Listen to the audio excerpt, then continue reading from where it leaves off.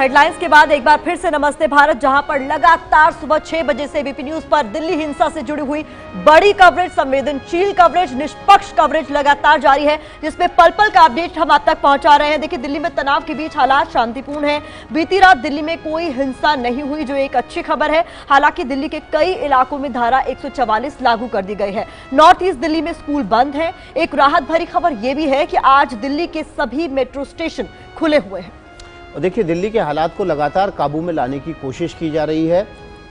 सरकार लगातार कुछ ना कुछ कदम ऐसे उठा रही है ताकि हालात को कंट्रोल में किया जा सके। राष्ट्रीय सुरक्षा सलाहकार अजीत डोभाल खुद सड़क पर उतरे, हिंसा प्रभावित इलाकों का दौरा किया और पुलिस की मुस्तैदी का जायजा लिया। जी हाँ, 3 तस्वीरें आपके सामने। दिल्ली में हिंसा के दौरान जान गंवाने वाले हेड कांस्टेबल के घर में भी शोक ही शोक है।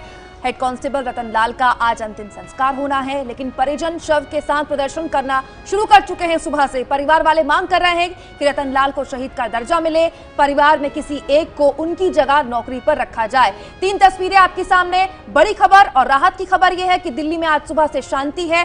कल रात देश के राष्ट्रीय सुरक्षा सलाहकार, आप सोचिए कितनी महत्वपूर्ण बात है ये, राष्ट्रीय सुरक्षा सलाहकार सड़क पर थे, दिल्ली के गश्त कर रहे थे, कमिश्नर के साथ हालात का जायजा ले रहे थे और समझने की कोशिश कर रहे थे कि दिल्ली में आखिर स्थिति कैसे काबू में की जाए। और राहत की बात यह है कि स्थितियां काफी हद तक अब काबू में हैं। 3 बड़ी तस्वीरों के साथ हम दिखा रहे हैं आपको कि दिल्ली से लेकर सीकर तक क्या हाल है। तो हमारे साथ हमारे 3 सहयोगी इस वक्त जुड़ गए हैं। सबसे पहले हम इंद्रजीत का रुख कर लेते हैं, जो कि इस पूरे मामले पर लगातार नजर बनाए हुए हैं। इंद्रजीत, आपसे ये जानना चाहेंगे कि क्या कुछ अपडेट फिलहाल आपके पास है, क्योंकि जो दर्शक अभी हमारे साथ जुड़े वो ये जानना चाहेंगे कि फिलहाल हालात किस तरीके के हैं। जी देखिए, रात में किसी तरह की हिंसा या वायलेंस रिपोर्ट नहीं हुई है। मैं जिस जगह पे खड़ा हूँ वो तस्वीरें मैं दिखाना चाहूँगा, कितनी यहाँ पे हिंसा हुई है, गाड़ियों को जलाया गया है और जहाँ तक फिलहाल नज़र जा रही है पत्थर ही पत्थर दिख रहे हैं। मैं आपको दिखाना चाहूँगा इन सड़कों का हाल देखिए। जहाँ तक नज़र जा रही है सिर्फ और सिर्फ यहाँ पत्थर नज़र आ रहे हैं। लेकिन अच्छी बात यह है कि पिछले 8-10 घंटों से कहीं से भी हिंसा की कोई खबर रिपोर्ट नहीं की गई है। जी, तो देखिए, यमुना विहार से इंद्रजीत राय हमें अपडेट दे रहे थे और बता रहे थे किस तरीके के हालात अभी हैं विकास वहां। जी हाँ, और हम ज्ञानेंद्र के पास चलते हैं। ज्ञानेंद्र जाफराबाद में मौजूद हैं, जहां पर से हिंसा की शुरुआत हुई है। ज्ञानेंद्र, क्या देख रहे हैं आसपास? अभी खबर जो रात तक थी कि रात में कोई हिंसा नहीं हुई है, लेकिन सुबह से क्या हालात है? मेट्रो स्टेशन खुल गए, लोगों की आवाजाही सामान्य है? बिल्कुल विकास जी, स्थिति सामान्य तो नहीं कह सकते, हाँ काबू में जरूर है। और मेरे पीछे यही वो जगह है जाफराबाद मेट्रो स्टेशन के नीचे, जहां पर शनिवार को सड़क पर प्रदर्शन सीएए के खिलाफ शुरू हुआ था और यहीं से इस पूरे हिंसा की एक तरीके से हम कहें कि शुरुआत हुई। इसके बाद कपिल मिश्रा ने इसके रिएक्शन में इस जगह से कुछ आगे एक प्रदर्शन किया और इसके बाद धीरे धीरे जो है वो ध्रुवीकरण होता चला गया और स्थिति बेहद बिगड़ गई। राहत की बात यह है कि बीते शाम इस जगह को खाली करा लिया गया है। बिल्कुल सड़क जो है वो खाली है। सीलमपुर के इलाके से मैंने प्रवेश किया है और यहां से लेकर के गोकलपुरी तक ये पूरा रूट जो है वो चालू है। लेकिन स्थिति चूंकि तनावपूर्ण है, इस वजह से ट्रैफिक ज्यादा नहीं है। लेकिन इलाके के लोग बता रहे हैं कि अंदर जो है वो भी रात शांतिपूर्वक जरूर गुजरी है। हालांकि तनावपूर्ण भी स्थिति अभी भी बनी हुई है। हालात को सामान्य होने में अभी कुछ दिन और लगेंगे। और जहां तक मेट्रो का सवाल है, जी हाँ बिल्कुल, मेट्रो अब इस इलाके में चल पड़ी है। बिल्कुल जैनेंद्र, लगातार आप हमारे साथ बने रहिए। देखिए, हमारे रिपोर्टर्स की फौज इस वक्त ग्राउंड जीरो पर मौजूद है दिल्ली में, पल पल की जानकारी देने के लिए। मनोज वर्मा के पास आपको लिए चलते हैं, जो कि मौजपुर से लाइव बने हुए हैं। मनोज, क्या स्थिति है आपके इलाके में?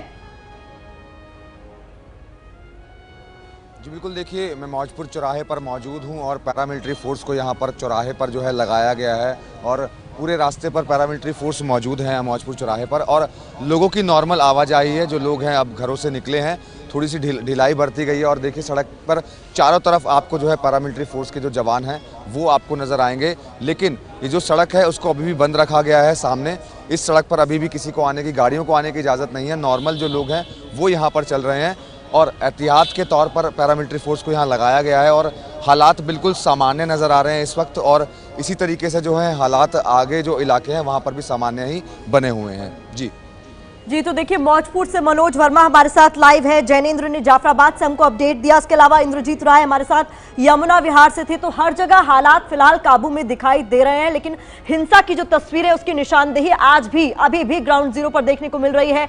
जगह जगह जो दुकानें जली हैं उसकी तस्वीरें हमारे रिपोर्टर्स लगातार आपको दिखा रहे हैं। यहां तक कि हमारे संवाददाताओं पर भी हमला हुआ। तो हम आपसे ये अपील करते हैं कि आप सभी लोग सुरक्षित रहें, क्योंकि आप सुरक्षित रहेंगे तभी आप हम तक सारा अपडेट पहुंचा सकेंगे। आगे भी हम आपसे अपडेट लेते रहेंगे। तो देखिए, हमारे 3 सहयोगी ग्राउंड जीरो पर मौजूद है, लगातार हम तक अपडेट पहुंचा रहे हैं। आगे हमारे एक और सहयोगी हमारे साथ जुड़ेंगे, रणवीर, जो कि सीकर में मौजूद है। सीकर वही जगह जहां पैतृक गांव है, और वहीं से हम आपको ये अपडेट पहुंचाएंगे कि फिलहाल वहां की स्थिति किस तरीके की है। जो कि हेड कांस्टेबल जो कि शहीद हुए हैं दिल्ली पुलिस के, उनका पैतृक गांव है।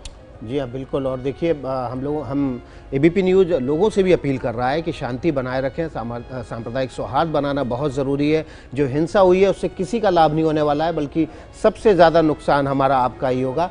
आगे बढ़ते हैं। दिल्ली हिंसा में मारे गए हेड कांस्टेबल रतन लाल के लिए परिवार शहीद का दर्जा देने की मांग कर रहा है। देखिए परिवार क्या कह रहा है।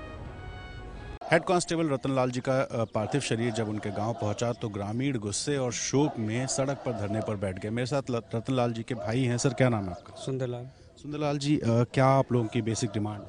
हमारी भाई को गोली लगी है और शहीद का दर्जा चाहिए, और वाइफ को जो भी सहायता मिले, आर्थिक सहायता, वो चाहिए सर। जॉब वगैरह? हाँ, जो उसका पढ़ी लिखे हैं, जो दिलाए, क्योंकि बच्चे छोटे छोटे हैं, गरीब परिवार से हम लोग, देखने वाला उनका कोई नहीं है आगे। दिल्ली सरकार में बात, मनोज तिवारी जी आए थे, हर्षवर्धन जी आए थे घर पे, तो उन्होंने सांत्वना दी है, जो बेस्ट होगा करेंगे, और कोई अभी आश्वासन लिखित में कुछ नहीं मिला है। तो आप लोग कब तक इस तरीके से बैठेंगे? ये जब तक कोई एमएलए एमपी आके शहीद घोषित ना करे, या कुछ वो अपना आश्वासन ना दे, या अपना कुछ कोटे से भी कुछ आर्थिक मदद ना करे, तब तक तो हम उठेंगे नहीं सर। उनको गोली लगी है, पोस्टमार्टम में भी कंफर्म हो गया। लेफ्ट शोल्डर से लेके राइट में फंसी है, वहाँ से 15 में बुलेट निकला है। एसएचओ साहब साथ में थे, उन्होंने कंफर्म किया है, और रिपोर्ट भी करें 5-10 दिन में मिल जाएगी। और पूरे शरीर पे, पीछे के बैक में पूरे पे पत्थर के निशान है, पूरे पत्थर के निशान है। सर फटा हुआ है, पीछे पूरे मंगर में पत्थर के निशान है। आपने देखा था? हाँ, नहीं, वो अंदर हमें पोस्टमार्टम में नहीं जाने दिया, ऐसे तो साहब सब बताए हैं, वो उनको तो जाने दिया ना, उन्होंने सारा कंफर्म किया है। और अब तो फोटो भी आ गई है सोल्जर में गोली की। तो आप देखिए कि लोगों में गुस्सा है, शोक है, और इस वक्त धरना प्रदर्शन करके लोग बैठे हुए हैं कि रतन लाल जी को जब तक शहीद का दर्जा नहीं मिलेगा वो इस जगह से नहीं उठेंगे। कैमरा पर्सन प्रेम सिंह के साथ रणवीर, एबीपी न्यूज़, सीकर। तो हेड कांस्टेबल रतन लाल के पैतृक गांव सीकर से हमारे संवाददाताओं की एक रिपोर्ट हम आपको दिखा रहे थे। इसके अलावा दिल्ली में हमारे संवाददाताओं की फौज लगातार मौजूद है पल पल की जानकारी आपको देने के लिए। इन सब के बीच हमारे साथ स्टूडियो में, जैसा कि मैंने आपको पहले ही बताया, एलन राव साहब जुड़े हुए हैं। एलन राव साहब दिल्ली पुलिस में वरिष्ठ अधिकारी रह चुके हैं, और खास तौर पर महत्वपूर्ण ये कि जिस खित्ते में राव साहब इस वक्त दिल्ली में हिंसा हो रही है, आपने वहां जिम्मेदारी संभाली है। हालांकि अब आप सुप्रीम कोर्ट के वकील हैं। कहाँ चूक हुई, कैसे चूक हुई, उससे पहले क्योंकि सीकर की हमने खबर ली, मैं चाहती हूँ कि उससे जोड़कर मैं आपसे सवाल लूँ। ये सेंटिमेंट होता है परिवार वाले जब कहते हैं कि शहीद का दर्जा मिले, क्योंकि जितनी आपको इंसेंटिव, जितने फायदे हैं तभी मिलेंगे, लेकिन क्या ये संभव होता है डिपार्टमेंट के लिए, इतना आसान होता है करना? जी हाँ, सबसे पहले तो मैं जो खुशी की बात आप बताए कि शांतिपूर्वक रहा, रात में कोई ज़्यादा हिंसा नहीं हुई है। और दूसरा, मैं आपके चैनल के माध्यम से फिर से शहीद रतन लाल जी को मैं भावभीनी श्रद्धांजलि देता हूँ, आप सबकी तरफ से भी। और जो आपने अभी बताया कि यस, डेफिनेटली शहीद का दर्जा देने की ज़रूरत नहीं है, क्योंकि ऑलरेडी वो शहीद हैं। और पुलिस डिपार्टमेंट में डेफिनेटली जो उनकी मांग है कि उनके घर से कोई भी एक आदमी को उनकी जगह पर नौकरी भी मिलेगी, ऐसा भी प्रावधान है दिल्ली पुलिस में। और जो इनको बेनिफिट्स मिलेंगे, क्योंकि दिल्ली पुलिस में वेलफेयर की तरफ से जो ऐसे ड्यूटी पर जो शहीद होते हैं या ड्यूटी पर मारे जाते हैं, उनको अच्छा लमसम पैसा दिया जाता है। हालांकि उसकी पूर्ति नहीं होती है उस आदमी की, लेकिन हाँ, दिल्ली पुलिस की तरफ से ऐसा कोई कमी नहीं रहेगी कि उनके परिवार वालों को ऐसी। लेकिन नियम क्या कहता है, शहीद का दर्जा किसको दिया जा सकता है? देखिए, शहीद का दर्जा तो जो आदमी ड्यूटी पर करते हुए अपनी जीवन को बलिदान कर देता है, वही शहीद का दर्जा होता है। और ये डेफिनेटली कल कमिश्नर साहब ने भी और दूसरे सीनियर ऑफिसर्स ने भी कहा है, ये डेफिनेटली ब्रेव पर्सन एंड और उनके बारे में अब उनको गैलेंट्री अवार्ड के लिए भी रिकमेंड किया जाएगा। एलन राव साहब, मेरा सवाल ये है कि देखिए इस पूरे मामले में हमने एक चीज देखी कि दिल्ली पुलिस के अप्रोच पर लगातार सवाल उठ रहा है कि इस सिचुएशन को क्या किसी अलग तरीके से हैंडल किया जा सकता था कि हालात इतने खराब नहीं होते। क्या लगता है आपको किस तरीके का अप्रोच होना चाहिए था दिल्ली पुलिस का? देखिए, ये काफ़ी दिनों से चल रहा था, जैसे आपको साइन बाग से लेकर उसके बाद ये JNU और दूसरे यूनिवर्सिटी, जामिया यूनिवर्सिटी में सब जगह चल रहा था। और इस तनावपूर्ण स्थिति में दिल्ली पुलिस ने पूरा संयम से काम किया। ऐसा नहीं है कि दिल्ली पुलिस बहुत एक सक्षम पुलिस है और बहुत अच्छे प्रोफेशनल ऑफिसर्स हैं यहाँ पर, ऐसा नहीं है कि उन्होंने कोई कमी छोड़ी। लेकिन हाँ, कहीं ना कहीं जब ये सारी चीज़ें चल रही थी, लाइन अप हो रही थी, तो उसमें कहीं उनको देखना चाहिए था कि क्या आगे प्रोएक्टिव पुलिसिंग जिसे मैं कहता हूँ कि पहले से एडवांस में पता लगे, इंटेलिजेंस इनपुट्स उनके पास हो गए अभी इस क्षेत्र में क्या होने वाला है। देखिए, मैं सिस्टम बता दूं, दिल्ली पुलिस का 2 लेयर सिस्टम होता है इंटेलिजेंस का। एक पुलिस स्टेशन लेवल पे होता है, पुलिस स्टेशन में डिवीजन और बीट जो एरिया बटा होता है और उन एरियाज के इंचार्ज बनाए जाते हैं और वो उनका काम है उस एरिया में क्या हो रहा है डायरेक्टली और इनडायरेक्टली। उनके अपने इन्फॉर्मर्स होते हैं, वो बताते हैं उनको, उनका रेपो बना होता है।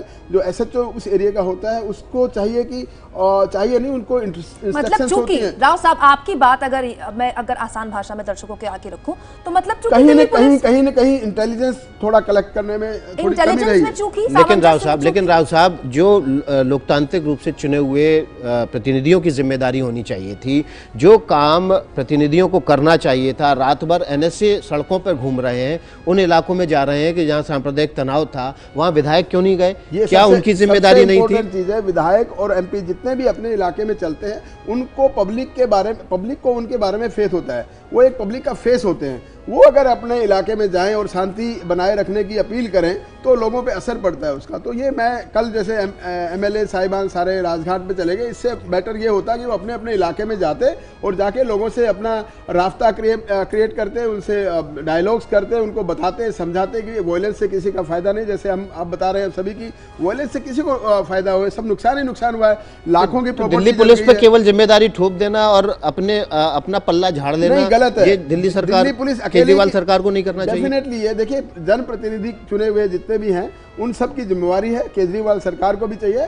और केजरीवाल साहब अगर सच्चे दिल से अगर लोगों को अपनी ये कहें अपील करें, जो मैं समझता हूं उन्होंने कल की है, कितनी प्रभावपूर्ण रहती है। ये थोड़ा अजीब हो रहा है क्योंकि दिल्ली में जो पुलिस है वो गृह मंत्रालय के अंतर्गत आती है और गृह मंत्रालय के अंतर्गत आने वाली पुलिस से सवाल ना पूछकर अगर आप ये कहें कि राज्य सरकार क्या कर रही है जिसके अंतर्गत पुलिस आती ही नहीं है, उसके अंतर्गत DMs आते हैं, SDM आते हैं, राज्य सरकार ने उनको आदेश दिए हैं कि वो अपने इलाकों में मार्च निकालें, थोड़ा अटपटा होगा विकास। लेकिन जनप्रतिनिधियों की जिम्मेदारी है, वो भी कह रहे हैं कि जनप्रतिनिधि जाके अपने एरिया में शांति बनाए रखनी चाहिए। बट सीकर लिए चलते हैं। देखिए, सीकर में हालात बहुत ज्यादा बेकाबू हो रहे हैं क्योंकि लगातार जो परिवारजन है, जो गांव वाले हैं शहीद रतन लाल के, वो रोष में दिखाई दे रहे हैं। हमारे साथ रणवीर जो है वो वहां से लाइव जुड़ रहे हैं। रणवीर से बात कर लेते हैं। रणवीर, अभी मौजूदा हालात किस तरीके हैं? क्योंकि 1 घंटे पहले जो अपडेट आपने दिया, आपने ये बताया कि उनके पार्थिव शरीर को बीच सड़क पर रखा गया है, प्रदर्शन हो रहा है, लगातार मांग हो रही है, जब तक कोई नेता मंत्री नहीं आ जाता ये प्रदर्शन चलता रहेगा। मौजूदा हालात क्या? जी बिल्कुल, जस के तस हालात हैं। मैं अपने पीछे दिखाना चाहूँगा, कैमरामैन प्रेम सिंह आपको दिखाएंगे किस तरह की तस्वीर है। यहाँ पे पुलिस के कुछ अधिकारी मौजूद हैं और लोगों को समझाने बुझाने की कोशिश है, लेकिन सड़कों पर देखिए किस तरीके से रणवीर आएंगे आपके पास। इस वक्त लोग ये कह रहे हैं कि सरकार जो है, जी बात पूरी करें रणवीर। तो मैं ये कह रहा था कि यहाँ पे ये लोग देखिए बीच सड़क पे बैठे हैं और ये जो ट्रक है, इस ट्रक में जो पार्थिव शरीर है वो रखा है और दूर तक आपको दिखाऊंगा कि गाड़ियों का एक लंबा काफिला दिखाई दे रहा है। ये जाम की वजह से, क्योंकि सुबह से ये लोग इसी तरीके से जाम लगाकर बैठे हुए हैं। यहाँ इनका कहना है कि जब तक कोई आएगा नहीं और पूरी तरीके से लिखित आश्वासन नहीं देगा, ये पार्थिव शरीर का अंतिम संस्कार नहीं करेंगे। तो दिल्ली पुलिस के भी लोग हैं, राजस्थान पुलिस के भी लोग हैं, समझाने बुझाने की कोशिश है परिजनों को, लेकिन परिजनों में नाराजगी है कि शहीद का दर्जा, पत्नी को नौकरी और आर्थिक मदद, ये 3 चीज़ का जब तक इनको आश्वासन नहीं मिल जाता तब तक ये लोग धरने पर बैठेंगे और लगातार ये लोग नारेबाजी कर रहे हैं। पीछे की तरफ बाइक्स लगाई गई हैं। हमारे साथ यहाँ पर दिल्ली पुलिस के सीनियर अधिकारी और सुप्रीम कोर्ट के वकील हैं एलन राव साहब, वो कह रहे हैं कि जो बेनिफिट्स मिलने चाहिए ऑन ड्यूटी शहादत होने पर, ऑन ड्यूटी जान जाने पर, वो सारे उनको मिलेंगे। क्या वहाँ पर जो दिल्ली पुलिस के अधिकारी और राजस्थान पुलिस के लोग हैं वो परिजनों को समझा नहीं पा रहे हैं ये बात? देखिए कहीं ना कहीं भरोसे की कमी है। जब इनके भाई से, रतनलाल जी के भाई से हमने बात की तो उन्होंने कहा कि मनोज तिवारी और हर्षवर्धन आए थे जिन्होंने मौखिक आश्वासन दिया लेकिन लिखित आश्वासन नहीं दिया है। तो नियमावली जो कहती है कि एक परिजन को नौकरी मिलेगी, आर्थिक मदद मिलेगी, ये नियम है, लेकिन लोगों को फिलहाल लिखित आश्वासन चाहिए और लिखित आश्वासन नहीं मिला है। इसी वजह से ये नाराजगी है और लोग फिलहाल धरने पे बैठे हैं। तो कहीं ना कहीं सरकार के प्रति विश्वास की जो कमी है वो परिजनों में दिखाई दे रही है। बिल्कुल, आपके पीछे हम समझ सकते हैं, देख सकते हैं तस्वीरों में कि नारेबाजी की आवाज भी आ रही है। और राव साहब, इसी की हम बात कर रहे थे, भरोसे की कमी। और ये भरोसे की कमी कहां से हुई? दिल्ली पुलिस डिपार्टमेंट के अंदर से हुई। आप सोचिए कि एसीपी लेवल का अधिकारी कल माइक में लाउड स्पीकर में कह रहा है देखते ही गोली मारने के आदेश दे दिए गए हैं, आप घर से बाहर मत निकलिएगा। पुलिस कमिश्नर कह रहे हैं कि ऐसे कोई आदेश आए ही नहीं। मतलब जो जमीन पर हालात देख रहा है उसको ये नहीं पता कि उसको करना किस निर्देश पर काम है, किस लेवल पर यहाँ पर कॉन्फिडेंस बिल्डिंग का काम होना है। अभी देखिए, कॉन्फिडेंस बिल्डिंग मेजर्स जो है ना, एक तो सबसे ज़रूरी इन्होंने जो रात में गश्त की है वो है, और फ्लैग मार्च किया। ये पब्लिक में अपने आप में कॉन्फिडेंस लेके आता है। लेकिन जहां गोली मारने के आदेश की बात है, ऐसा कोई आदेश की ज़रूरत भी नहीं है। मैं आपको बता दूं कि कानून के हिसाब से अगर पुलिस के सामने दंगाइयाँ कोई प्रॉपर्टी नुकसान कर रहे हैं, किसी की जान ले रहे हैं, तो पुलिस को किसी से आदेश लेने की जरूरत नहीं है। और मॉब मेंटेलिटी को कंट्रोल करने के लिए एक सेट प्रोसीजर है जी। उसमें सबसे पहले आता है कि वो पहले उनको पब्लिक को वार्न करें कि आप इलीगल आपका असेंबली है, इसको आप डिस्पर्स कर दीजिए। अगर वो तभी भी नहीं मानते हैं तो माइल्ड लाठीचार्ज इस्तेमाल करें। उसके बाद भी अगर नहीं मानते हैं तो आंसू गैस या वाटर कैनन का इस्तेमाल किया। और उसके बाद भी अगर वायलेंस पे उतारू रहती है पब्लिक, तो इसमें कोई क्योंकि कमिश्नर सिस्टम है यहाँ पर, जो मौके का ऑफिसर होता है, बहुत अहम जानकारी आप हमारे साथ साझा कर रहे हैं। वीपी न्यूज पर दिल्ली हिंसा से जुड़ी हुई एक बड़ी खबर आ रही है विकास, और एक बड़ी खबर है। ये बड़ी खबर दिल्ली हिंसा से जुड़ी हुई है कि गृह मंत्री अमित शाह को हर घंटे ब्रीफिंग दी जा रही है। दिल्ली पुलिस कमिश्नर ने सिलसिलेवार तरीके से हालात की जानकारी ली है। केंद्रीय गृह मंत्री अमित शाह ने रात को हुए पूरे घटनाक्रम का ब्यौरा दिया गया है। गृह मंत्री अमित शाह को हर घंटे की जानकारी और हालात गृह मंत्रालय को लगातार भेजी जा रही है। इस वक्त की ये सबसे बड़ी खबर है। गृह मंत्री अमित शाह ने पिछले लगातार 3 बड़ी बैठकें की हैं। 3 बैठकों के बाद उन्होंने हर घंटे हालात का जायजा लिया है। इस वक्त बड़ी खबर पर अपडेट देने के लिए हमारे संवाददाता ओम प्रकाश तिवारी जुड़ चुके हैं हमारे साथ। अमित शाह किस तरह से एक्शन में है? ओम प्रकाश, साफ तौर पर दिखाई दे रहा है। बिल्कुल, अमित शाह पूरी तरह से एक्शन में आ गए हैं और उन्होंने साफ तौर पर दिल्ली पुलिस को सख्त निर्देश दिए हैं कि जो दंगाई हैं उनसे सख्ती से निपटा जाए। यही कारण है कि नेशनल सिक्योरिटी एडवाइजर अजीत, इसके अलावा अमित शाह हर घंटे की रिपोर्ट समीक्षा मांग रहे हैं। और अभी सबसे थोड़ी देर पहले दिल्ली पुलिस कमिश्नर ने रात भर के हालात का ब्यौरा दिया है और यह भी बताया है कि वक्त किस इलाके में क्या हालात है। अमित शाह ने यह जानकारी भी चाहिए कि जो सड़क है उसको खोलने के इंतजाम किए गए हैं। साथ ही किसी भी पब्लिक के, किसी आदमी को किसी तरह की कोई असुविधा ना हो, इस बात की विशेष एहतियात बरतने के आदेश दिए गए हैं। अमित शाह हर जो घटनाक्रम है उस पर बारीकी से निगाह रखे हुए आज दोपहर 12 बजे एक बार वो फिर पूरी दिल्ली की समीक्षा करेंगे। जी ठीक है ओम प्रकाश, आप लगातार बने रहिए हमारे साथ। पल पल की जानकारी अपडेट मैं आगे भी आपसे लूंगी। ओम प्रकाश बता रहे थे कि कैसे 12 बजे एक बार फिर से उनको ब्रीफिंग दी जा सकती है। नमस्ते भारत में अब बात उस एयर स्ट्राइक की जिसने देश का सीना चौड़ा किया था। आज से ठीक 1 साल पहले वो एयर स्ट्राइक की गई थी जिसमें हमने दिखाया था अपने पड़ोसी मुल्क पाकिस्तान को अपना दम, और पूरी दुनिया को ये दिखाया था कि जब हम मारते हैं तो घर में घुसकर मारते हैं। और वायुसेना ने शौर्य और पराक्रम की पराकाष्ठा की थी। पाकिस्तान के भीतर घुसकर भारत ने अपने विमानों से हमला किया था, बालाकोट को तहस नहस कर दिया था। ये हमारे लिए बहुत ही गौरव की बात थी। जी, आज 26 फरवरी है। पूरे हिंदुस्तान को ये तारीख याद होगी। 26 फरवरी को तड़के ही भारतीय सेना ने पाकिस्तान में घुसकर आतंकी ठिकानों को नेस्तोनाबूद कर दिया था। जी हाँ, 26 फरवरी को ही भारत के जाबाजों ने अपने शौर्य का परिचय देते हुए पर पाकिस्तान को मुंहतोड़ जवाब दिया था और पुलवामा हमले का पुरजोर बदला लिया था।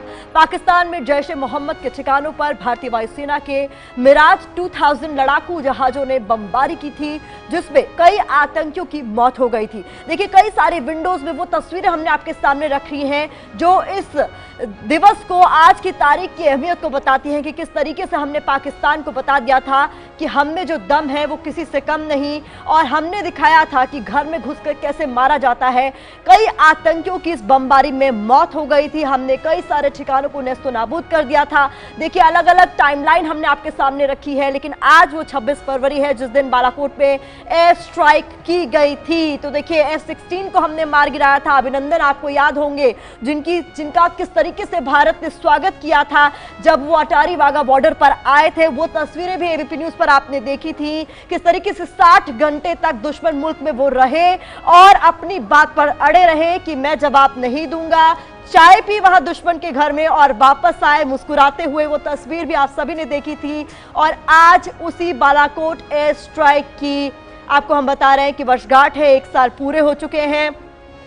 MiG-21 से हमला किया था और F-16 को मार गिराया था। वो F-16 जो कि तकनीक में कई गुना आगे था हमारे MiG-21 से, लेकिन अभिनंदन ने F-16 को मार गिराया था। और ये 6 तस्वीरें अब हम आपके सामने रख रहे हैं। अलग अलग तस्वीरों के जरिए हम आपको आज के दिन की अहमियत बताने की कोशिश कर रहे हैं। किस तरीके से पुलवामा में आतंकी हमला हुआ था जिसमें 40 जवान शहीद हो गए थे, और उसके बाद इसी हमले का बदला लिया था भारतीय वायुसेना ने बालाकोट पे स्ट्राइक करके, जहां पर आतंकियों के कई सारे ठिकानों को हमने नेस्तो नाबूद कर दिया था। 27 फरवरी का दिन भी बहुत अहम था, जहां पर F-16 जो है वो भारतीय सीमा में घुसने की कोशिश करता हुआ पाया गया था।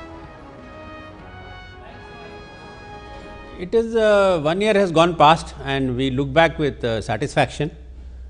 We have learnt a lot of lessons, lot of things have been implemented post Balakot operations. But basically it's a paradigm shift in the way we conduct our operations, in which the other side never believed that we could carry out a strike inside Pakistan to take out a terror training camp, which we successfully carried out. So it is a paradigm shift, and the result is there for you to see. After that there were no major terrorist attacks throughout the Indian elections, because they were scared that we will respond again. तो देखिए, ये शौर्य पराक्रम का जो दिन था वो आज ही दिन था। आज से ठीक 1 साल पहले भारतीय वायुसेना ने पाकिस्तान के भीतर घुसकर इस हमले को अंजाम दिया था, और इससे पहले पाकिस्तान को कतई अंदाज़ा भी नहीं था। पाकिस्तान ने अपनी नौसेना को कराची की तरफ बढ़ाया था, क्योंकि भारतीय पनडुब्बियां कराची की तरफ बढ़ रही थी, लेकिन भारत ने ऐसा चौंकाया कि बालाकोट के भीतर जाके मारा। और इसीलिए पूरे भारत ने कहा कि ये न्यू इंडिया है, नया भारत है, ये नया भारत इसीलिए नया भारत है क्योंकि ये घर में घुसकर दुश्मन को ललकारता भी है और मारता भी है। क्या हुआ था ठीक 1 साल बाद, आज जान लीजिए हमारे शानदार फ्लोर ग्राफिक्स से, जिसमें हम आपको बताएंगे कि आज का दिन देश के लिए क्यों है महत्वपूर्ण। 26 फरवरी 6 मिराज विमानों ने पाकिस्तान के बालाकोट पर की थी एयर स्ट्राइक। 1 साल पहले बालाकोट में क्या हुआ, इन तस्वीरों के जरिए, इन ग्राफिक्स के जरिए समझिए।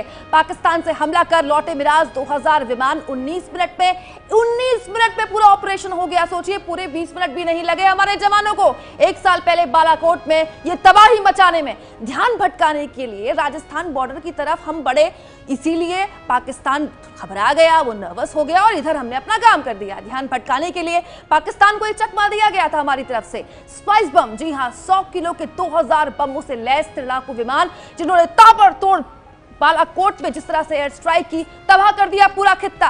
1 साल पहले पाकिस्तान एयर स्पेस पर नजर मिराज आगाह करने के लिए उनको साथ रखा गया था। इसके अलावा टारगेट क्या था समझिए, टारगेट था पाकिस्तान में जो जिस तरह से आतंकियों के कैंप्स बने हुए हैं, मनशेर के इलाके में, बालाकोट के इलाके में, जैश के आतंकी कैंपों पर सीधा एयर स्ट्राइक हो, बम बरसाए जाए, वहां पूरी तरह से हर तरफ तबाही मचा दी जाए, और हम कामयाब रहे इसमें। 6 मिराज ने LOC पार कर बालाकोट में एयर स्ट्राइक की केवल 19 मिनट में। दावा है कि बालाकोट के आतंकी कैंप मारे गए थे, भयानक नुकसान हुआ था।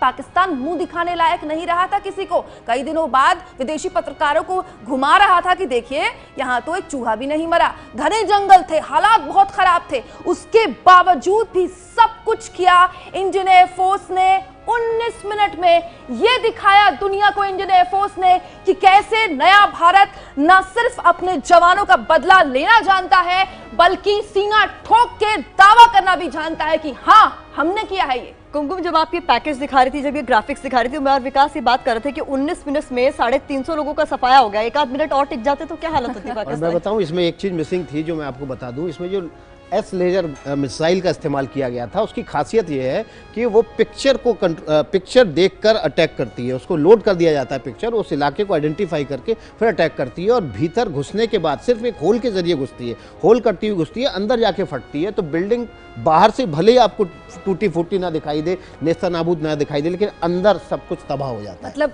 मारक जो अटैक है वो अंदर जाता है, अंदर मारता है, सीधे भीतर घुस के मारता है, पाकिस्तान में भी और उस बालाकोट के कैंप में भी। चलिए अगली अहम खबर बताइए विकास। अगली खबर हम लेते हैं। 3 दिन तक जलती रही दिल्ली और इसी से जुड़ी खबर है। उपद्रवियों ने खूब हिंसा की, गोलियां चली, तोड़फोड़ हुई, आगजनी हुई और दावा किया जा रहा है कि बेकाबू भीड़ ने राजधानी में तांडव मचाया। लेकिन तस्वीरें देखकर ऐसा लगता है कि ये बेकाबू भीड़ की सोची समझी साजिश का नतीजा है। जी हाँ, दिल्ली में हिंसा हुई और बड़ी कवरेज लगातार आज सुबह से 6 बजे से आप देख रहे हैं एबीपी न्यूज पर। आप तस्वीरें देखिए और समझ जाएंगे कि दिल्ली की हिंसा क्या वाकई सोची समझी साजिश थी। ये है दिल्ली के गोकुलपुरी इलाके से टायर मार्केट की तस्वीरें।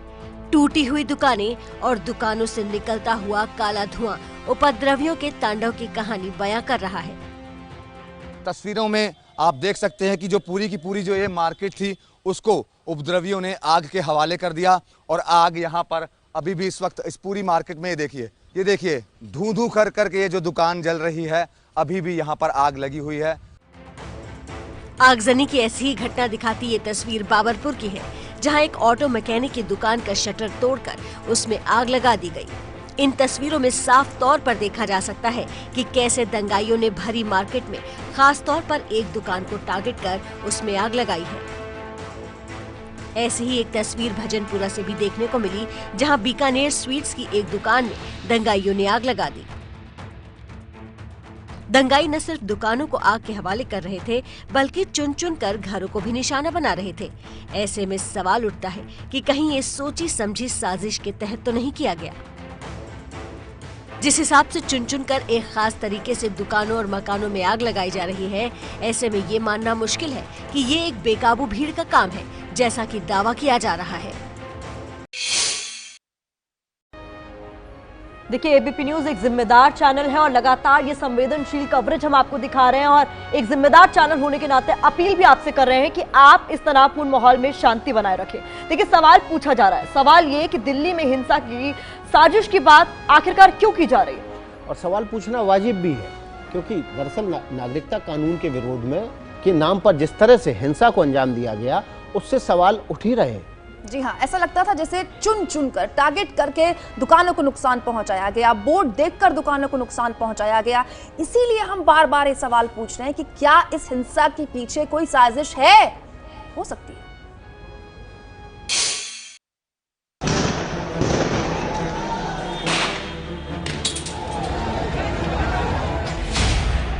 उत्तर पूर्वी दिल्ली में हुई हिंसा की इन तस्वीरों को सिर्फ देखिए मत, समझिए।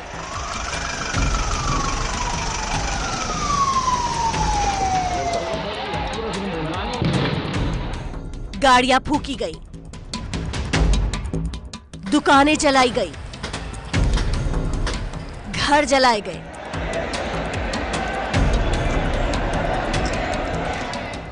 निजी और सरकारी संपत्ति का भारी नुकसान किया गया।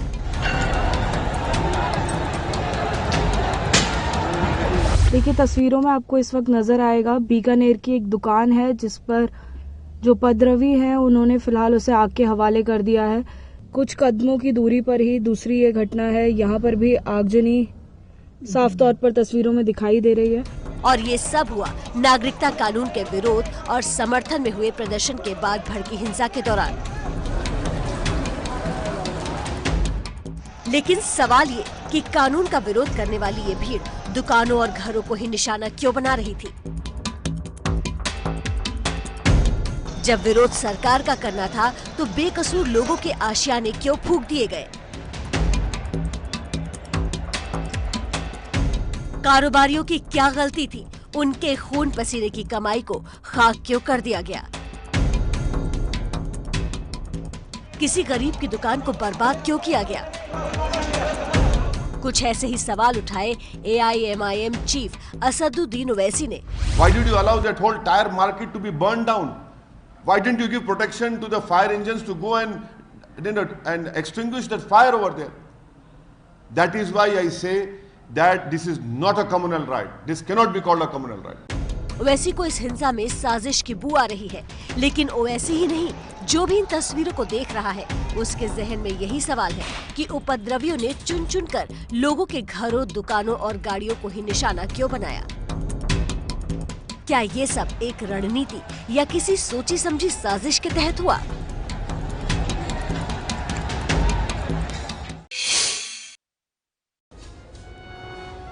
और देखिए, इस रिपोर्ट के जरिए हम जो सवाल उठा रहे हैं वो सवाल बेहद लाजमी है कि आखिर क्यों चुन चुन के दुकानों और घरों को टारगेट किया गया, खास तौर पर उन समुदाय के, और ये जो सांप्रदायिक हिंसा इसी वजह से भड़की है।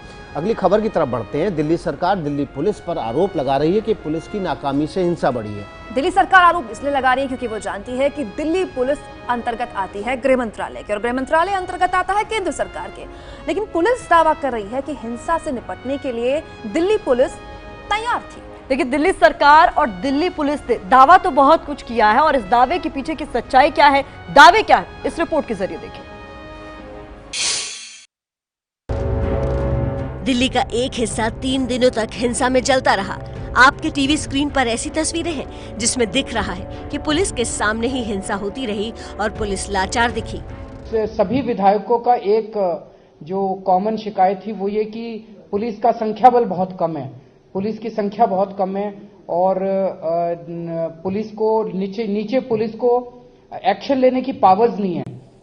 जो लोकल लेवल पे विधायकों ने भी पुलिस से बात की तो वो कुछ एक्शन नहीं ले पा रहे हैं जब तक उनको ऊपर से ऑर्डर्स नहीं मिलेंगे। क्या पुलिस दिल्ली में होने वाली हिंसा से अनजान थी? क्या 3 दिन बाद भी दिल्ली पुलिस को समझ नहीं आ रहा कि क्या करना है? क्या दिल्ली पुलिस फोर्स कमी से जूझ रही है? इन सवालों का जवाब दिया दिल्ली पुलिस के प्रवक्ता MS रंधावा ने। नॉर्थ ईस्ट डिस्ट्रिक्ट में सफिशिएंट फोर्स डिप्लॉय की गई है और कुछ क्वार्टर्स में ये खबर थी कि जो फोर्स है उसकी कमी है। इसको बिल्कुल हम खंडन करते हैं, डिनाई करते हैं। सफिशिएंट फोर्स डिप्लॉय की गई है। दिल्ली पुलिस कह रही है कि उनके पास फोर्स की कमी नहीं है। अब आपको दिल्ली पुलिस के जवान का ये वीडियो सुनना चाहिए। इस वीडियो में वो दिल्ली पुलिस कमिश्नर अमूल्य पटनायक से फरियाद कर रहा है। आज हमें बहुत ही बड़ा ही दुख है। आप हमारे माँ बाप हैं, हमारे माँ बाप हमें गाँव में है। दिल्ली हिंसा में मारे गए हेड कांस्टेबल रतन लाल को श्रद्धांजलि दी जा रही थी। इस दौरान दिल्ली पुलिस के कमिश्नर अमूल्य पटनायक के सामने अपनी बात कहता दिल्ली पुलिस का जवान बता रहा है कि उसके दिल में डर और निराशा है। सवाल है कि क्या दिल्ली पुलिस डर या दबाव की वजह से दंगाइयों पर एक्शन नहीं ले पाई?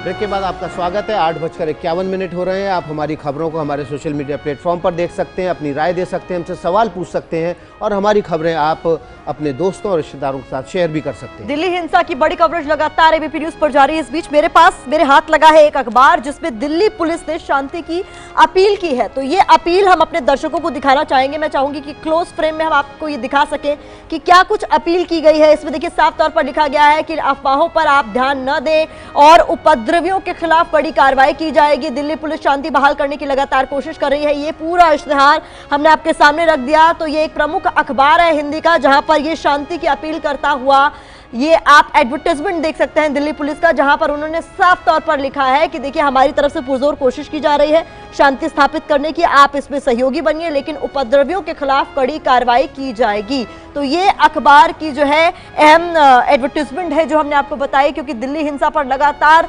अफवाहें फैलाई भी जा रही हैं। इस तरीके की भी खबर बीच में आ गई थी कि मतलब लगातार इस तरीके से कहा जा रहा है कि उपद्रवी को देखते ही गोली मार दी जाए। जी, हालांकि बाद में अफवाह निकली, लेकिन आप देखिए इस इश्तेहार का स्याह सच ये भी है कि दिल्ली पुलिस को ये जिम्मेदारी और ट्रेनिंग दी जाती है कि सड़क पर किस तरह से वो हालात पर काबू पाए। इश्तेहार देकर क्या जिम्मेदारी से पल्ला तो नहीं झाड़ रही दिल्ली पुलिस। यहाँ एक छोटा सा ब्रेक हम ले रहे हैं, लेकिन ब्रेक पे जाने से पहले इस वक्त की क्या है बड़ी सुर्खियां देख लीजिए चलते चलते। आधा मिनट पूरी खबर presented by sugar light. Sugar बदलो, हेल्थ बदलो।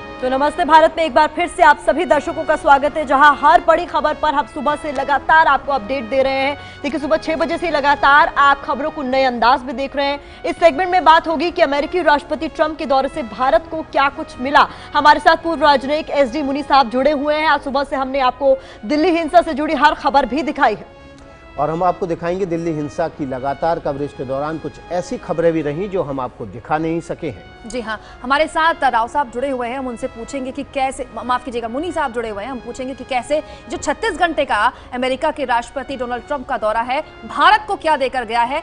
लेकिन तेजी से पहले देश दुनिया की कुछ बड़ी खबरें आपको दिखा देते हैं, क्योंकि देखिए दफ्तर जाने का आपका वक्त है और इस समय बहुत सारी खबरें हैं जो आपका इंतजार कर रही हैं। तो शुरुआत करते हैं खबरों का। दिल्ली में 3 दिन हुई हिंसा के बाद शांति से गुजरी रात। अब तक हिंसा का कोई मामला सामने नहीं आया। हिंसा में अब तक 13 लोगों की मौत की खबर, 190 लोग घायल। 3 दिन में करोड़ों की पब्लिक प्रॉपर्टी आग के हवाले। दूसरी बड़ी खबर आज की, दिल्ली हिंसा पर एक्शन में केंद्र सरकार। राष्ट्रीय सुरक्षा सलाहकार अजीत डोभाल ने रात में दिल्ली पुलिस कमिश्नर अमूल्य पटनायक के साथ हिंसाग्रस्त इलाकों का दौरा किया। गृह मंत्री अमित शाह ने पिछले 24 घंटे में 3 बड़ी बैठकें भी की हैं। तीसरी बड़ी खबर आज की जान लीजिए, गृह मंत्री अमित शाह ने दिल्ली हिंसा पर पुलिस कमिश्नर से पूरे हालात की जानकारी ली है। रात को जो पूरा घटनाक्रम था उसका ब्यौरा मांगा है।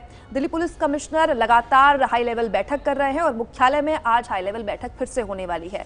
इसके अलावा आज की एक और अहम खबर, हिंसा के बाद करावल नगर और आसपास के इलाकों की तस्वीरें भी सामने आने लगी हैं।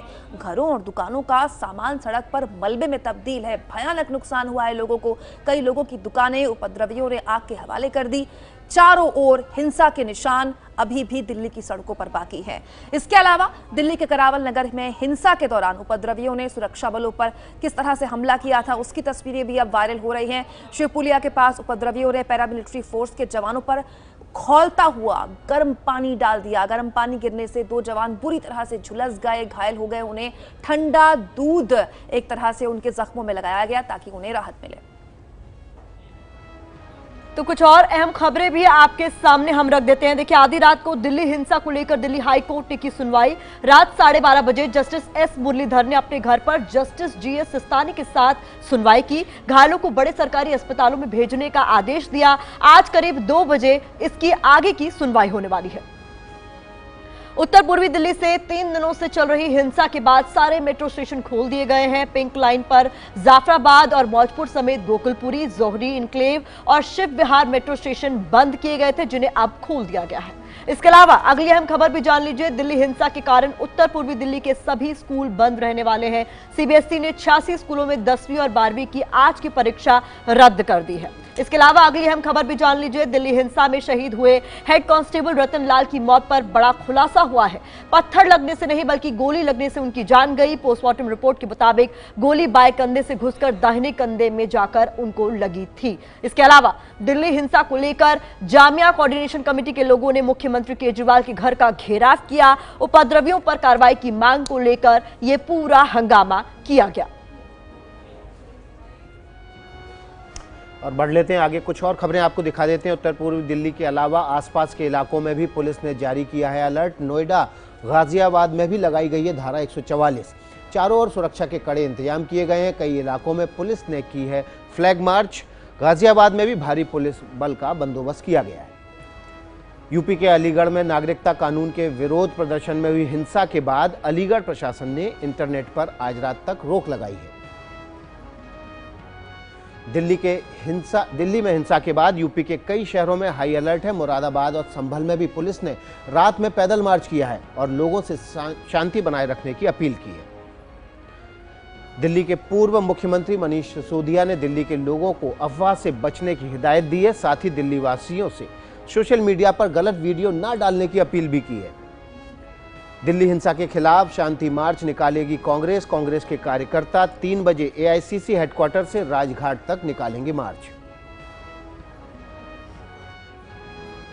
तो देखिए, दिल्ली के शाहीन बाग में चल रहे प्रदर्शन को लेकर दायर याचिकाओं पर सुप्रीम कोर्ट सुनवाई करने वाला है। याचिका में रास्ते बंद होने पर सवाल उठाया गया है। कोर्ट ने सड़क बंद किए जाने को गलत बताते हुए वार्ताकार किए थे नियुक्त। वार्ताकार पहले ही कोर्ट में सौंप चुके हैं अपनी रिपोर्ट। इसके अलावा बालाकोट एयर स्ट्राइक की पहली वर्षगांठ है आज। ठीक 1 साल पहले आज ही के दिन भारतीय वायुसेना ने पाकिस्तानी सीमा में घुसकर जैश के ठिकानों को तहस नहस कर दिया था। इसके अलावा अगली अहम खबर भी जान लीजिए। बालाकोट एयर स्ट्राइक की पहली वर्षगांठ पर वायुसेना प्रमुख RKS भदौरिया आज श्रीनगर जाएंगे। श्रीनगर एयरबेस पर पाकिस्तान से सटे एयर स्पेस में फाइटर जेट से उड़ान भरेंगे। सेना प्रमुख जनरल MM नरवणे भी आज श्रीनगर में मौजूद रहेंगे। अगली अहम खबर, बिहार में लागू नहीं होगा NRC। NPR में 2010 के नियमों के तहत लोगों से जानकारी मांगी जाएगी। विधानसभा से सर्वसम्मति से इस पर प्रस्ताव पास हुआ है। इसके अलावा जम्मू कश्मीर के RSपुरा में जम्मू से आ रही बस को पत्थरबाजों ने निशाना बनाया है। पत्थर मारकर बस के सारे शीशे तोड़ दिए गए। इसी बस में CRPF जवानों को कश्मीर लेकर गया था ड्राइवर। चलिए आगे बढ़ते हैं, कुछ और अहम खबरें दिखा देते हैं आपको। सीरिया में विद्रोहियों के अंतिम गढ़ कहे जाने वाले इदलिब प्रांत के स्कूल में हवाई हमले में एक शिक्षक, 2 छात्राओं समेत 6 लोगों की मौत हो गई। इदलिब प्रांत में विद्रोहियों के खिलाफ सीरियाई सैनिकों की कार्रवाई के बाद 1 दिसंबर से करीब 10 लाख लोग बेघर हो चुके हैं। घर छोड़ने को ये लोग मजबूर हो चुके हैं। इसके अलावा चीन में कोरोना वायरस से मरने वालों का आंकड़ा पहुंच गया है 2700 के पार। इसके अलावा 78,000 से ज्यादा लोग ऐसे हैं जो वायरस से संक्रमित पाए गए हैं। चीन के बाद ईरान में भी कोरोना वायरस का कहर देखने को मिल रहा है। ईरान में कोरोना से मरने वालों की संख्या पहुंच गई है 15 के पार। 95 लोग वायरस से संक्रमित पाए गए हैं ईरान में कोरोना से लोगों में डर है, खौफ है। फेस मास्क और सैनिटाइजर्स की कमी ने लोगों के लिए मुसीबत ईरान में और बढ़ा दी है। इसके अलावा अमेरिका अफगानिस्तान के बीच शुक्रवार को हुए शांति समझौते पर अमेरिकी विदेश मंत्री माइक पोम्पियो ने कहा कि अमेरिका को इस मौके का बखूबी फायदा उठाना चाहिए। 18 सालों में यह पहला मौका है जब अमेरिकी सेना और तालिबान की तरफ से कोई भी हिंसक कार्रवाई नहीं हुई है। पोम्पियो ने सीरिया का जिक्र करते हुए कहा कि सीरिया में भी राजनीतिक सुलह की जरूरत है। इसके अलावा एक और विदेशी खबर जान लीजिए। अमेरिका के फ्लोरिडा में 6 साल की रोती हुई बच्ची को गिरफ्तार करने का वीडियो सोशल मीडिया में वायरल है, जिसके बाद बच्ची को गिरफ्तार करने वाली पुलिस अफसर को बर्खास्त कर दिया गया है। बच्ची पर अपने स्कूल के स्टाफ को लात मारने का आरोप था। एक खबर मिस्र से भी आई है। मिस्र के पूर्व राष्ट्रपति होस्नी मुबारक का निधन हो गया। लगभग 30 साल तक मिस्र के राष्ट्रपति होस्नी मुबारक रहे और अब उनका निधन हो गया है। राजधानी कायरा के एक अस्पताल में उनका इलाज के दौरान निधन हुआ। होस्नी के पेट की सर्जरी हुई थी, जिसके बाद से उनकी तबीयत काफ़ी ख़राब थी।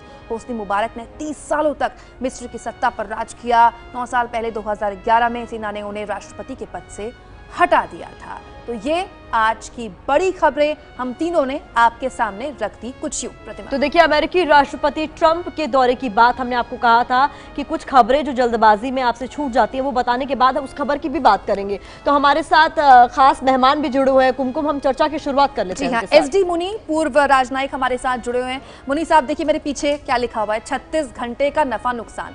मुझे ये बताइए, 36 घंटे का नफा नुकसान भारत के लिहाज से आप कैसा देखते हैं? देखिए, ज़्यादा नफ़ा अमेरिका को हुआ है, लेकिन भारत ने भी इसमें कुछ न कुछ प्राप्ति की है। अमेरिका के हिसाब से राष्ट्रपति ट्रंप जो चाहते थे कि उनको बहुत बड़ा सम्मान यहाँ मिले, वो मिला, ताकि वो अपने इलेक्शन के कैंपेन को सुदृढ़ बना सकें। उसके अलावा उन्होंने जो रक्षा के औजार थे, हेलीकॉप्टर्स, $3 बिलियन के करीब बेचे। यहाँ के जो CEOs हैं, बिजनेस लोग हैं, उनसे कहा कि आप अमेरिका आके इन्वेस्ट कीजिए। और उसके अलावा ये कोशिश की कि जो उनके कंसर्न है इंडो पैसिफिक में या टेररिज्म को लेकर, उसमें भारत उनके साथ सहयोग करे, काम करे।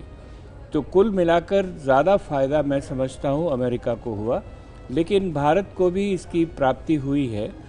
सबसे बड़ी बात तो ये है कि प्रेसिडेंट ट्रंप ने मोदी जी की बहुत तारीफ़ की, और आपको याद होगा कि जब हाउडी मोदी हुआ था वहाँ पर, तो मोदी जी ने भी ट्रंप की बहुत तारीफ़ की थी।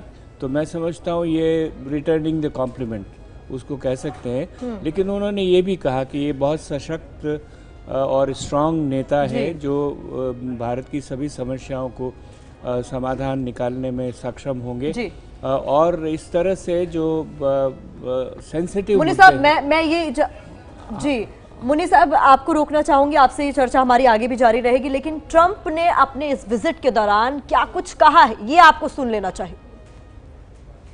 Earlier today, we expanded our defense cooperation with agreements for India to purchase more than $3 billion of advanced American military equipment, including Apache and MH-60 Romeo helicopters, the finest in the world.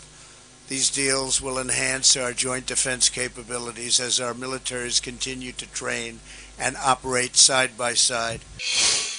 आपको दिखाते हैं कि विदेशी अखबारों ने राष्ट्रपति Donald Trump के दौरे को लेकर क्या खबरें छापी हैं और हम अपने इस वीडियो वॉल के जरिए दिखाते हैं, क्योंकि दुनिया भर की नज़रें न केवल भारत की और अमेरिका की नज़र इस महायात्रा पर थी, बल्कि पूरी दुनिया की नज़रें राष्ट्रपति डोनाल्ड ट्रंप की इस यात्रा पर डटी हुई थी। और यही वजह है कि हम आपको दिखा रहे हैं कि विदेशी अखबारों ने इस यात्रा को लेकर, डोनाल्ड ट्रंप की यात्रा को लेकर क्या छापा है। द न्यूयॉर्क टाइम्स ने छापा है, दिल्ली की सड़कें हिंदू और मुसलमान के बीच युद्ध का मैदान बनी। तो इस खबर को प्रमुखता से छापा है। राष्ट्रपति डोनाल्ड ट्रंप और प्रधानमंत्री नरेंद्र मोदी की फोटो भी छापी है। और दूसरी खबर छापी है, ट्रंप को भारत में धार्मिक आज़ादी में प्रतिबद्धता दिखती है, जबकि दंगे भड़के हुए हैं। तो न्यूयॉर्क टाइम्स ने दो खबरें कैरी की हैं इस यात्रा के दौरान, जो दंगे हुए उसको लेकर और धार्मिक स्वतंत्रता को लेकर जो प्रतिबद्धता दिखाई है भारत ने, उस खबर को सुर्खियां बनाया है। राष्ट्रपति डोनाल्ड ट्रंप और प्रधानमंत्री नरेंद्र मोदी की फोटो को फ्रंट पेज पर पहले पन्ने पर छापा है।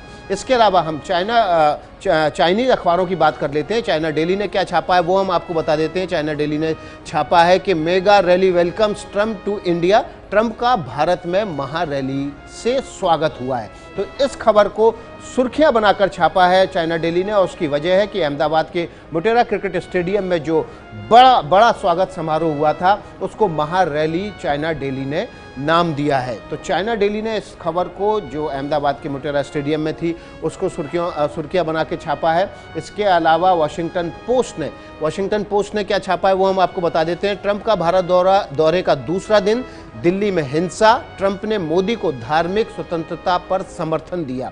ये खबर छापी है। मोटेरा क्रिकेट स्टेडियम की तस्वीर छापी है और धार्मिक स्वतंत्रता पर जो राष्ट्रपति डोनाल्ड ट्रंप से प्रधानमंत्री मोदी को समर्थन मिला, उस खबर को हेडलाइन बनाया है। अगली खबर हम आपको द गार्जियन से लेते हैं। द गार्जियन ने छापा है, ट्रंप ने भारत को अपने 2020 के अभियान को आगे की ओर ले जाने वाला एक और अहम देश माना है। तो राष्ट्रपति डोनाल्ड ट्रंप ने भारत को एक अहम सहयोगी माना है, अमेरिका का सबसे बड़ा सलाहकार और दोस्त माना है, और उस खबर को द गार्जियन ने प्रमुखता से छापा है। इसके अलावा हम अगले अखबार की बात करते हैं। अखबार है यूएस टुडे, और यूएस टुडे ने अपने अखबार में किस खबर को सुर्खियां बनाया इस दौरे से जुड़ी हुई वो हम आपको बता देते हैं। ट्रंप ने मोदी का पक्ष रखा, लेकिन विवादित नागरिकता बिल पर कुछ नहीं बोले हैं।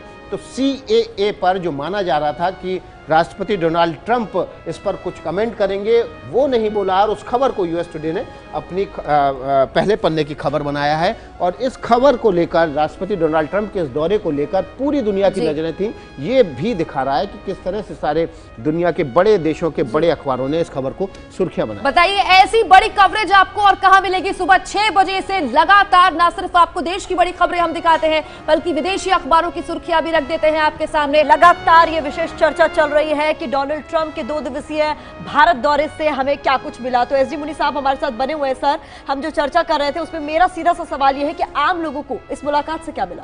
देखिए, आम लोगों के लिए एक तो एजुकेशन के क्षेत्र में कोऑपरेशन की बात है। जो हमारे टेकीज़ वहाँ जाते हैं, H1B वीज़ा की बात हुई होगी, लेकिन सामने उभर कर उसका कोई नतीजा नहीं आया है। गैस जो है वो हम ज़्यादा से ज़्यादा अमेरिका से ख़रीदेंगे, और उसमें उन्होंने $600 मिलियन का, जहां उनका डेवलपमेंट फाइनेंस कोऑपरेशन है, वो देगा हमको, जिससे कि LNG को नेटवर्क को हिंदुस्तान में बढ़ाने में मदद मिलेगी। जी, बहुत बहुत धन्यवाद। और अमेरिका ये समझता है कि उसकी वजह से अमेरिका की ज़्यादा गैस भारत में बिकेगी। जी, बहुत बहुत धन्यवाद। हमारे साथ मुनीर साहब बने रहेंगे।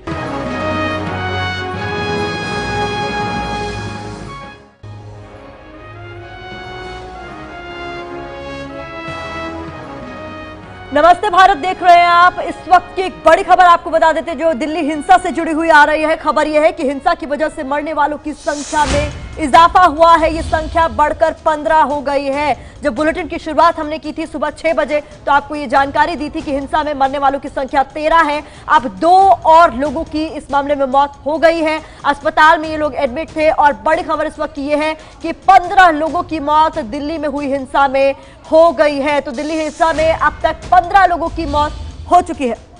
और दिल्ली हिंसा से जुड़ी हुई एक और बड़ी खबर आ रही है। ये बड़ी खबर है, गृह मंत्री अमित शाह ने बैठक ली है और इस बैठक के बाद उन्होंने हर घंटे दिल्ली पुलिस कमिश्नर से लगातार हालात की जानकारी ले रहे हैं। रात को हुए घटनाक्रम का भी ब्यौरा लिया है गृह मंत्री अमित शाह ने और हर घंटे इसकी जानकारी उनको दी जा रही है। गृह मंत्रालय को दिल्ली पुलिस के कमिश्नर हर घंटे की जानकारी दे रहे हैं। तो ये बड़ी खबर दिल्ली हिंसा से जुड़ी हुई दूसरी बड़ी खबर है। अभी तक उत्तर पूर्वी दिल्ली में पुलिस के आला अधिकारियों की बैठक हुई है जिसमें साफ तौर पर निर्देश दिए गए हैं कि उपद्रवियों से सख्ती से निपटा जाए। तो ये एक बड़ी खबर निकल कर आ रही है कि गृह मंत्रालय की तरफ से, गृह मंत्री की तरफ से सीधे आदेश दे दिए गए हैं कि बिल्कुल जो उपद्रवी हैं उनसे सख्ती से निपटा जाए, जाति और धर्म के आधार पर किसी तरह का भेदभाव ना किया जाए। इस पूरी खबर पर हमारे साथ हमारे वरिष्ठ सहयोगी ओम प्रकाश तिवारी जुड़ गए हैं, उनसे बात करते हैं। ओम प्रकाश जी, क्या खबर है, क्या अपडेट है? विकास, मैं आपको बता दूं, गृह मंत्री ने स्पष्ट तौर पर कहा है कि उपद्रवी चाहे वो किसी भी जाति धर्म का हो, उससे किसी भी तरह का भेदभाव ना किया जाए और उससे उसी तरह का व्यवहार किया जाए जो एक दंगाई का किया जाता है। दूसरी महत्वपूर्ण बात यह है कि दिल्ली के नए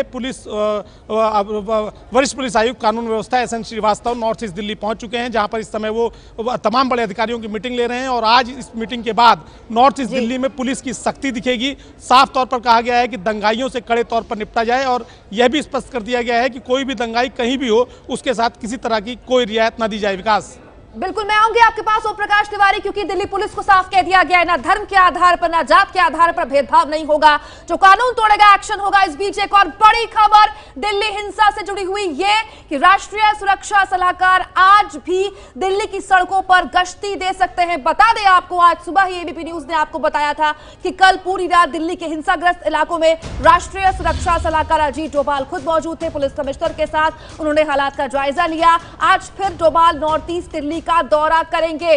अपडेट लेंगे हमारे संवाददाता आशीष सिंह से। आशीष, आज भी राष्ट्रीय सुरक्षा सलाहकार होंगे दिल्ली की सड़कों में क्या?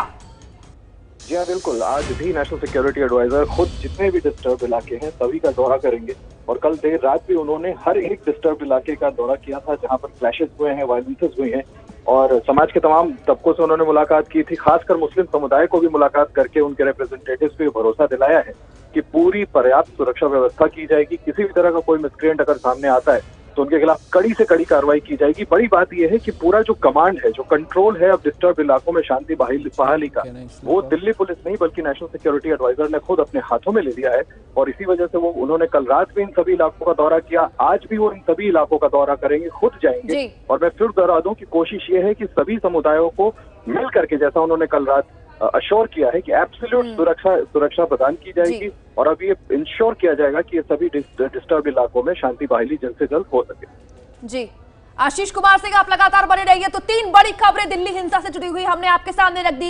एक बड़ी और दुखद खबर यह कि 13 से बढ़कर मरने वालों की संख्या हो गई है 15। अभी जानकारी हमने आपको दी। दूसरी बड़ी खबर यह कि गृह मंत्रालय से साफ आदेश दिल्ली पुलिस को मिल गए हैं कि ना जात के नाम पर ना धर्म के नाम पर किसी भी हाल में तुरंत एक्शन ले पुलिस और कोई भेदभाव ना करे। और तीसरी बड़ी खबर हमने आपको बताई, राष्ट्रीय सुरक्षा सलाहकार अजीत डोभाल आज भी दिल्ली की सड़कों पर गश्ती दे सकते हैं, जैसे कि उन्होंने कल रात दिल्ली की सड़कों पर गश्त दिया था। चलिए, एक और बड़ी खबर अपने दर्शकों को बता देते हैं। दिल्ली में जबरदस्त हिंसा हुई। अगर केंद्र सरकार थोड़ा पहले एक्शन में आ जाती तो शायद इतना नुकसान नहीं होता। विपक्ष भी सरकार को इस मामले में इसी के चलते घेर रहा है। और देखिए, विपक्ष भी इसलिए घेरा जा रहा है क्योंकि दिल्ली पुलिस नाकाम रही है। विपक्ष सवाल उठा रहा है क्योंकि दिल्ली पुलिस केंद्र सरकार के आदेश पर काम करती है और यही वजह है कि विपक्ष अब केंद्र सरकार को घेर रहा है। विपक्ष लगातार ये सवाल पूछ रहा है कि दिल्ली पुलिस ने क्या कुछ नहीं किया? क्या वाकई दिल्ली पुलिस ने कुछ नहीं किया? ऐसा नहीं है कि केंद्र और पुलिस ने कुछ किया नहीं हो। आपको दिखाते हैं कि केंद्र ने अभी तक दिल्ली को लेकर क्या क्या बड़े कदम उठाए हैं। 24 घंटे, 3 बैठकें, सड़क पर उतरे NSA अजीत डोभाल।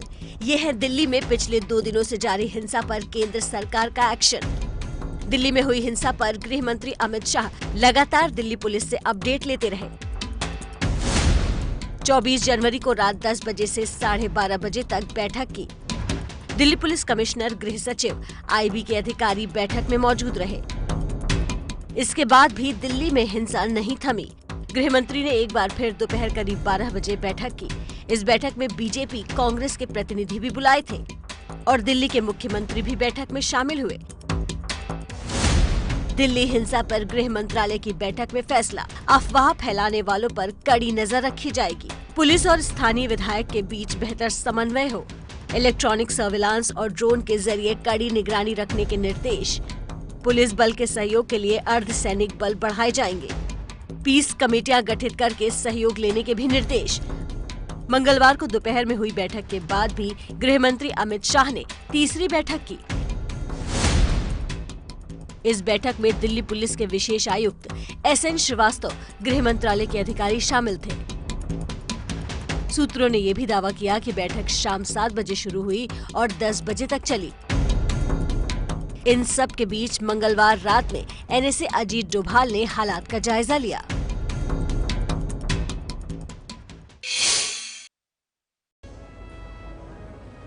तो देखिए, सरकार एक्शन में दिखाई दे रही है। गृह मंत्री अमित शाह बैठकें ले रहे हैं, उनको हर घंटे रिपोर्ट दी जा रही है। NSA खुद सड़कों पर हैं, तो अब लग रहा है कि दिल्ली में शांति हो जाएगी। लेकिन इस बीच हमारे साथ हमारे विशेष अतिथि हैं यहाँ पर मुनी साहब, जो कि राष्ट्रपति डोनाल्ड ट्रंप पर बातचीत करने के लिए यहाँ पर मौजूद है। माफ़ कीजिएगा मुनी साहब, हम ये बड़ी खबर आ गई थी, इसलिए इस बीच आपसे बातचीत नहीं कर पाए।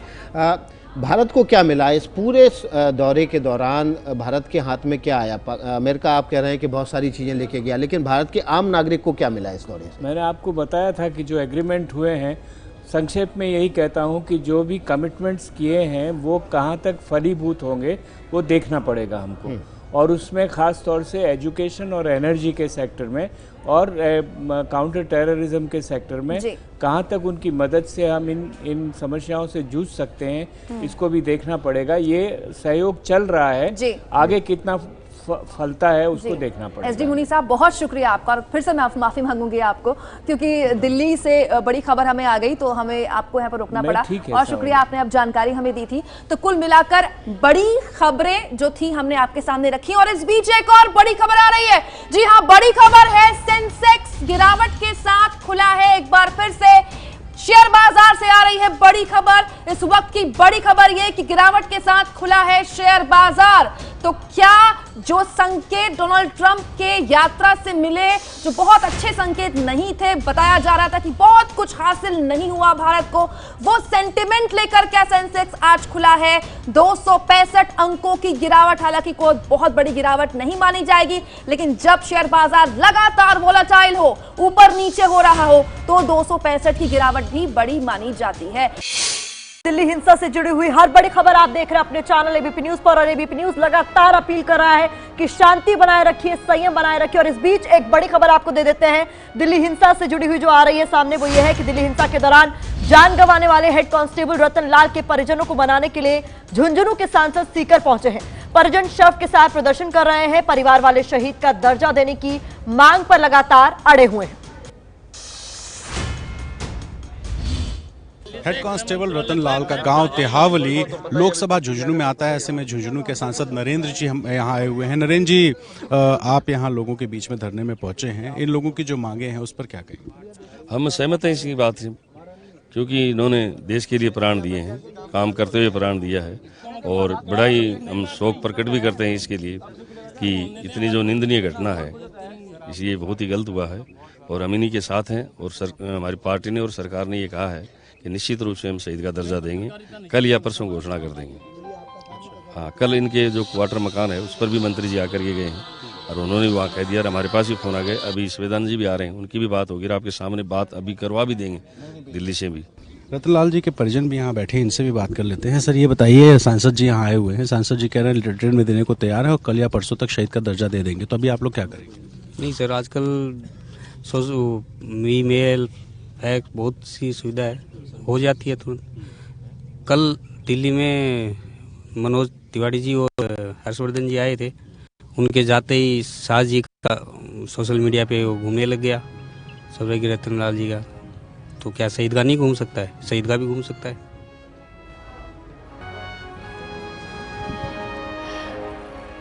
नमस्ते भारत। देखिए, दिल्ली में लगातार हिंसा हो रही है, जिसको लेकर बड़ी और संवेदनशील कवरेज आप लगातार अपने चैनल ABP न्यूज पर देख रहे हैं। लेकिन हम बार बार आपसे अपील कर रहे हैं कि ना ही अफवाहों पर ध्यान दें, ना ही हिंसा का हिस्सा बने और शांति बनाए रखने में अपने और अपने आस पड़ोसियों की भी मदद करें। 4 घंटे नॉन स्टॉप हमने आपको ये खबरें दिखाई हैं। अब वक्त इस सफर को यहीं समाप्त करने का है, लेकिन हफ्ते में 5 दिन सोमवार से शुक्रवार हम इसी अंदाज में आपको यूं ही खबरें परोसते रहेंगे। तो नमस्ते भारत में फिलहाल के लिए हम तीनों को दीजिए इजाजत, लेकिन याद दिला दे आगे रोमाना एसआर खान के साथ देखिए दिल्ली के हिंसाग्रस्त इलाकों में कैसे दिल्ली पुलिस ने किया लाइव रेस्क्यू ऑपरेशन, वहां फंसे लोगों का, लगातार एबीपी न्यूज पर।